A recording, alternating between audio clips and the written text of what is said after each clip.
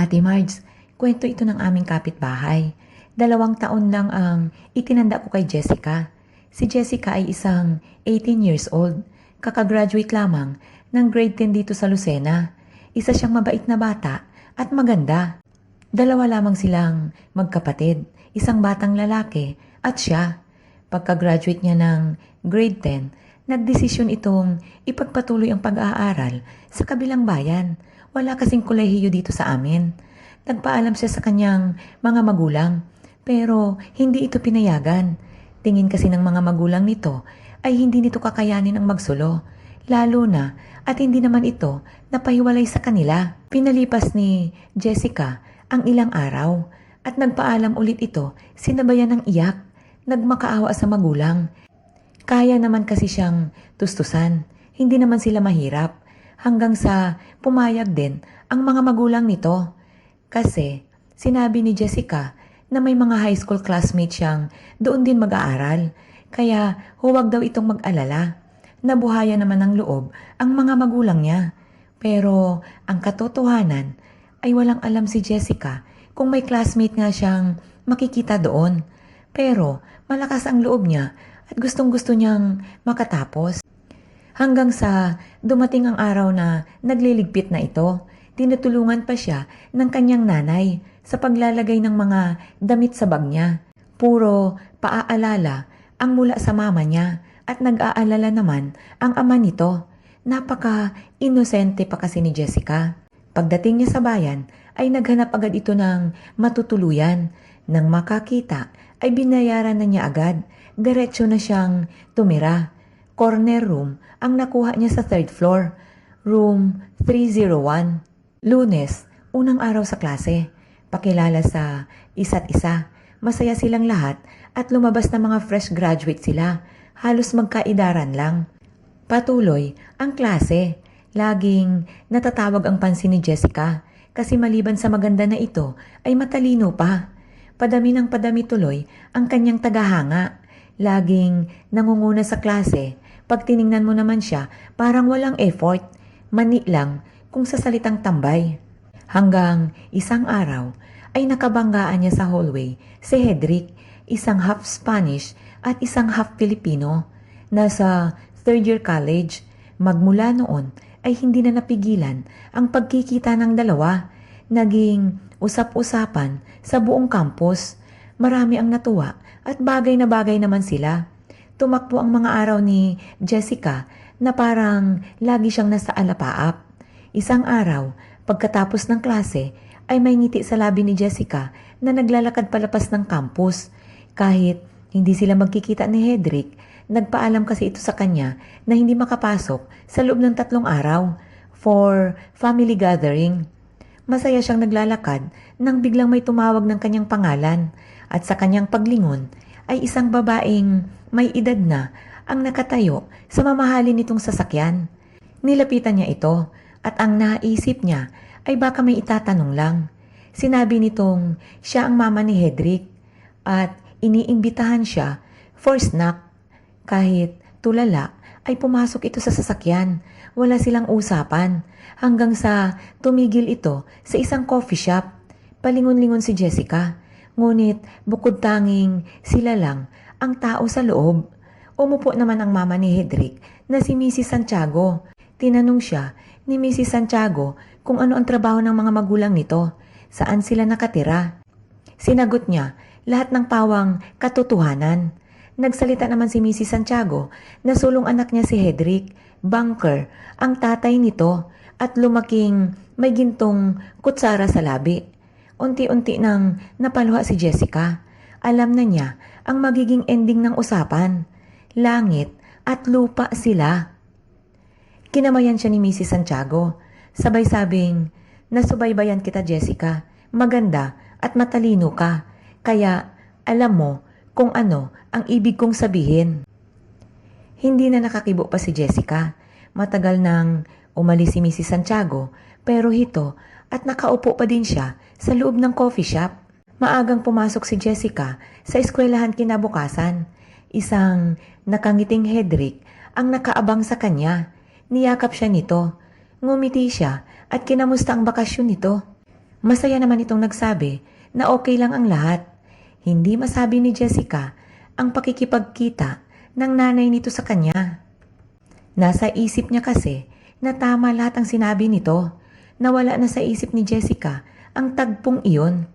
Walang nabago sa araw-araw na buhay nila ni Hedrick hanggang sa nagpaalam si Hedrick kay Jessica na hindi ito makapasok ng 5 araw at mag-out of town ang buong pamilya niya. Unang araw pa lamang ay tad-tad na ng mga picture at video ang natanggap ni Jessica.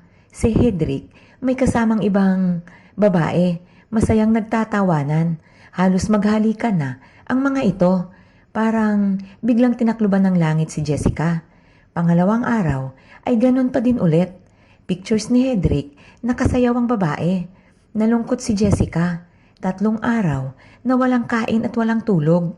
Hinintay niyang tumawag o mag-message si Hedrick ni hindi ito nagre-reply sa mga messages niya. Matyaga siyang naghintay ng 5 araw para bumalik sa eskwelahan si Hedrick. Ngunit umabot ng 8 araw. Walang Hedrick na bumabalik. Walang kontak. Wala lahat.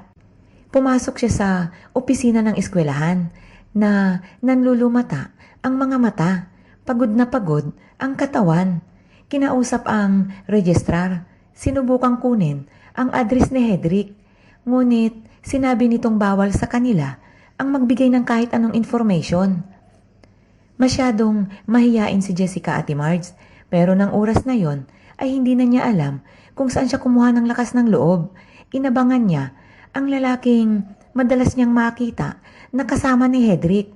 Tinanong nito ang address ng bahay ni Hedrick. Binigay naman sa kanya kung paano sumakay at kung saan sasakay. Pagbaba niya ng tricycle ay lalo siya nalungkot at nawalan ng pag-asa. Sa sobrang taas ng pader nito ay halos wala siyang makita sa loob. Kitang-kita niya ang kaibahan ng estado ng buhay niya sa buhay ni Hedrick. Tama ang mama ni Hedrick, langit at lupa sila. Tumalikod si Jessica at nagsimulang maglakad papalayo ni hindi ito sumakay. Pagdating niya sa kwarto niya, umiyak ito ng umiyak. Humiga ito at iyon na ang huling kwento sa buhay niya. Napansin na lamang ng mga kasunod na kwarto niya na binabalya na ng mga pulis at kasama ang may-ari ng boarding house, ang room 301. Maraming osyosira ang nasa paligid. Maya-maya lang ay may puting tela na nilalabas ang mga pulis palabas sa room 301. May nagtanong kung sino ang patay. Sumagot naman ang pulis na si Jessica. Namutla ang babae. Sinabi nitong nakita niya pa ito kagabi na pumasok sa pinto na naka-uniform at ngumiti pa ito sa kanya. Sinabi ng pulis na imposible at halos agnas na ang katawan nito. Sa tansya nila, mahigit ng 5 araw itong patay. Sa kabilang banda, habang nag-grocery si Hedrick sa SM, nagbigla niyang makita si Jessica. Lumingon ito sa kanya at ngumiti ng pagkatamis-tamis. Sinundan ito ni Hedrick, ngunit biglang nawala. Inisip niya na baka namalikmata lang siya. Pagka-uwi niya sa bahay nila, kinausap niya ang mama niya. Sinabi nitong hindi na niya matapos ang usapan nila na tapusin ang pag-aaral sa Manila at pagka-graduate ay hahayaan na silang dalawa ni Jessica. May usapan pala sila Ate Marge. Pangiting tumango si Mrs. Santiago. Alam na alam kasi ni Mrs. Santiago na wala naman ang maaabutan si Hedrick, kaya hinayaan na niya ito. Masayang masaya na nagmamaneho si Hedrick pabalik sa probinsya nila. Tiningnan nito ang bulaklak sa kanyang tabi. Sabay ngiti. Naalala niya ang maamong mukha ni Jessica. Excited siyang kumatok sa pintuan ni Jessica nang biglang bumukas ang pintuan kasunod ng kwarto nito. Nagkatinginan sila. Unang nagsalita ang babae na walang tao doon. Tinanong ni Hedrick kung nasaan si Jessica. Lumapit ang babae at kiniwento sa kanya ang lahat-lahat. Sinabi nitong nakitang patay si Jessica sa kwarto at ayon sa autopsy, uminom ito ng lason. Napabalita din sa buong campus na bago nakitang patay si Jessica ay pumunta pa ito sa registrar at tinanong ang address ng pangalang Hedrick. Walang idea ang babae na si Hedrick ang kaharap niya. Maraming balita bago ito nagpakamatay. Nakitang malungkutin at madalas umiyak. Sa kadagdalan ng babae ay sinabi pa nitong magmula nang nakuha ang bangkay sa loob ay para pa ring may nakatira dito. May kaluskos at parang may naglalakad. Minsan ay nagbubukas sara ang pintuan kahit ilang beses nang nilak ng may-ari ang pintuan nito. At minsan daw ay nakikita niya si Jessica na naka-uniform pa din papasok sa kwarto nito. Hindi na malaya ng babae na may halong galit at lungkot ang muka ni Hedrick. Mabilis itong tumalikod. Pumasok sa sasakyan niya pero hindi pinaandar. Nakaramdam si Hedrick ng isang malamig na yakap at naamoy niyang bigla ang pabangong madalas gamitin ni Jessica, ang pabangong regalo niya. Habang sa malayo ay makikita mong nakayakap sa kanya si Jessica.